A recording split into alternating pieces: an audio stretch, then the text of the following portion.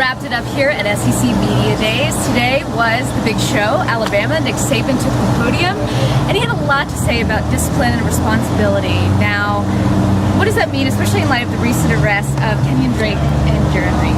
I mean, it's something that was going to come up. He does this from time to time whenever situations like this come up. He kind of preemptively strikes and tries to address these situations without maybe being as specific.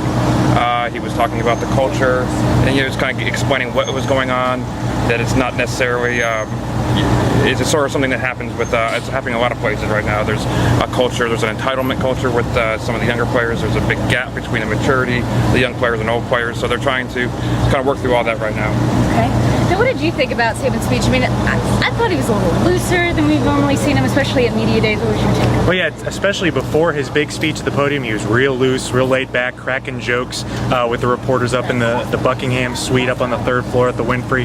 You know, I think he's done these so many times. He's gotten better and better in front of the camera. He's one of the smoothest guys in the SEC, and really, you know, he knows that he's not going to say anything so controversial that's going to be skewed the wrong way. He knows he's kind of now seen as the voices of the SEC, and like he did with the discipline thing, he used it as kind of a platform to get out his message, and that's what everyone's talking about today.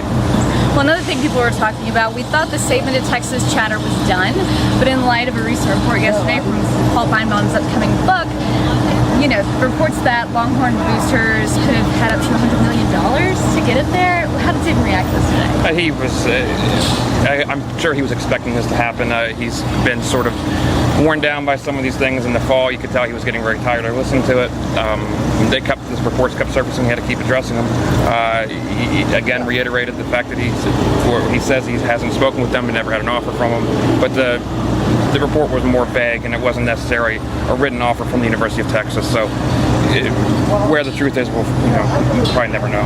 Well, that's going to wrap it up for us at SEC Media Days. You can find all of our coverage at AL.com, along with all things Alabama football.